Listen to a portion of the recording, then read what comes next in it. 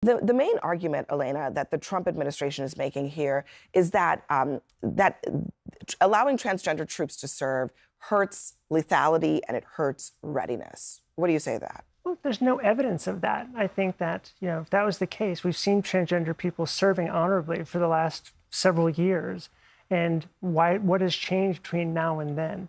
They've just woken up to a new administration who has a different outlook on their ability to serve. So I think that, if you talk to people who are serving on active duty alongside transgender troops, they're not making these complaints. The leaders in the military are not making these complaints. These are political complaints about military service. So I think that all of the courts that have looked at this issue and looked at it, have said there's nothing in fact to back up what the government is claiming here. In fact, the judges challenged them to produce evidence, and they couldn't produce any evidence. So I think it's a really dark day for our country, where basically we're allowed to discriminate against a class of people.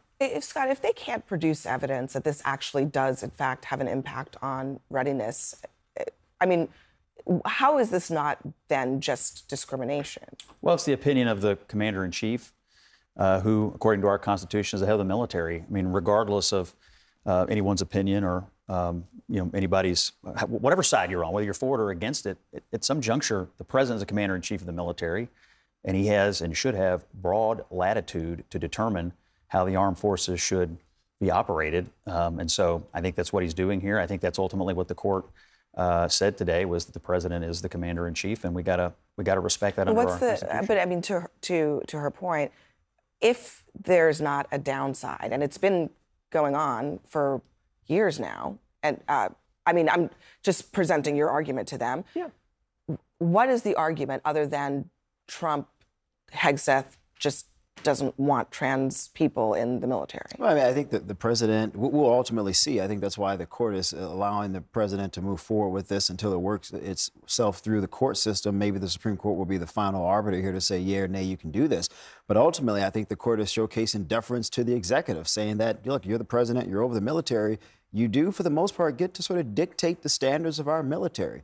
And I don't really see how you can push back against that. Again, we'll see what happens in the court. I can. Yeah, I'm sorry, I can. What if the president wakes up tomorrow and says, I don't want any black people in the military? Do we give deference to him on that? Well, no, wait a second. It's not ridiculous. It's not ridiculous because you're discriminating against a group of people in a very similar way. No, I knew you were going to say that, but it's excuse me. Well, I'm glad you. I'm going to leave this one alone today. I'm curious. Why is it ridiculous? I mean, you just said the president should be the one who just decides. Right. So if he decides, he wakes up tomorrow and says, I think it's bad for morale, it's bad for cohesiveness, for there to be black people in the military, Latino people in the military, just in her hypothetical scenario, what's the difference between that and what we're seeing here? I mean, are you really going to go down this ridiculous road? I'm sorry. This is ridiculous. This is a ridiculous argument. Well, okay. The president, what they've already said about and the Secretary and Secretary of Defense have an argument here. They believe that readiness and unit cohesion and overall operations of the military are impacted by this. That is their opinion, and that is the opinion of the commander-in-chief, who the Constitution gives broad latitude to run the armed forces. So that's their opinion. You're allowed to have one. You're allowed to have one. You're also allowed to run for president and become commander-in-chief yourself. But until you do, he's the commander-in-chief. I have to just say, I didn't hear an answer to the hypothetical, right? I just didn't hear it. I didn't. I mean, okay. The definition of discrimination, according to the American Psychological Association, discrimination is the unfair or prejudicial treatment of people or groups based on characteristics such as race, gender, age, or sexual orientation. What is the difference between, prohibiting certain groups like transgender people from serving versus, people based on their race or even their gender, frankly? I personally think there's a difference, and I'm just going to leave it at that. Well, I will say... Do you believe that race and... Are you saying that the quality of race and the quality of transgender are the same? I'm just asking the question because I think you're making there's a distinction, but you're not explaining why. No, I'm asking, you guys brought up the hypothetical. Are you arguing that someone's race is the same as someone choosing to become transgender? But your argument, you've made the argument twice that the commander-in-chief's opinion is all that matters. You've said that twice now. Well, so under the Constitution, yes. So if he wakes up tomorrow and says it's not okay to be gay or lesbian and serve, because that's his opinion. There's nothing to back that up. They meet the physical standards, they meet the intellectual standards, they have voluntarily decided to serve their country, to give their life for this country. So many of us don't have to. That it's the opinion without any basis in fact, that's what matters more than the Constitution of equal rights and equal protection.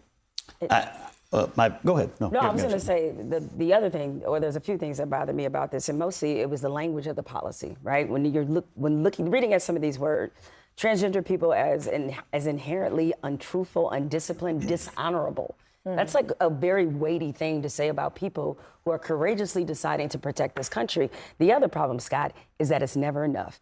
It's bathrooms today. It's sports today. It's sports tomorrow. It's the military today. No, it's also sports today, by the way. Yeah, it is sports today. And 80% of Americans agree, by the way. Oh, that's fine. And 80%, guess what? The majority sometimes is wrong. That also happens, right? Because the majority used to believe that Dr. Martin Luther King Jr. was somebody who was a threat, that somebody who was not a good American. The majority of people used to be against civil rights. Were they right? No, they weren't. And so the whole point is when you target one group, and inevitably that line moves to everybody else. And I'm not saying he's coming for black people tomorrow, but considering that this is a military or this is a leadership that is already using DEI as code word for black people already when it comes to the military, suddenly when you don't protect the most vulnerable, you wind up making it worse for everybody else that's in the marginalized community. You don't think trans people are vulnerable in this country? So is it your position that the commander-in-chief should recruit people who you're describing as vulnerable into the lethal fighting force? He should recruit people who want to serve and protect this country. And it's really kind of ironic considering he dodged the draft that he suddenly has an opinion about who to serve. He has an opinion because he won the election. The good news is, and Elena, you pointed this out, this is going through the court system. The other side has the opportunity to present evidence. Except for tomorrow, there's going to be thousands of people who wake up and get processed out. The harm will be done. And I certainly understand that. But again, there's still an opportunity for it to continue through the proper process. Right, but they wake up tomorrow without a job, being removed from their commands. Operational readiness will be impacted. And so there's commands that are going to be left without leaders. There's going to be real-life implications for theaters around the world where our military is protecting this country. And for what end? So Elena, I guess my point is, if a strong enough evidence is presented throughout the court process, all the way up to SCOTUS, and it's ultimately believed, okay, hey, the other side has enough evidence where we can't rule in favor of the executive, then the executive, I believe, would respect that decision. But we have to allow this thing to move forward and see what was your experience in the military like? Did you serve after you had transitioned, or? No, I served before my transition. So you weren't in during your at all? No. Okay. I came to know that I was transgender while I was serving with a top secret and above clearance. And I knew that I couldn't pass my polygraph test. And so I had to make a tough decision. Do I stay true to my character, my values, my integrity, or do I choose to leave this role and live a private life? And so I think that the challenge is that the injunction was to allow people to continue to serve while the courts played out. Right? So there would be no harm done to these folks, giving the courts an opportunity to work through these issues so people wouldn't lose their jobs. Now they're going to wake up tomorrow without jobs. They can't just come back in for serving 22 years, waiting for this court case to work its way through for 6, 9 months, 2 years. So you hadn't, so was there a prohibition on you transitioning while you were in the military? Back in that time, there was a ban against serving if you were the don't ask, don't tell policy. This was in the mid-90s. This was in the mid-90s. Yeah. So, but can I ask you a question? Because I think this is relevant. You know, Elena was serving, left because of this policy. How many people is it okay to lose who are competent, who are doing their jobs because for reasons like that? I mean, at the time, she could have been a gay or lesbian, and it probably would have been the same result as well. I mean, I think that's why ultimately they ended Don't Ask, Don't Tell. I mean, I think discrimination. I think ultimately the Commander-in-Chief and the Secretary of Defense have to decide comprehensively about troop levels, troop readiness, and unit cohesion, and overall recruitment. They're actually quite happy with recruitment right now. But there's never been a military standard that transgender people have not met.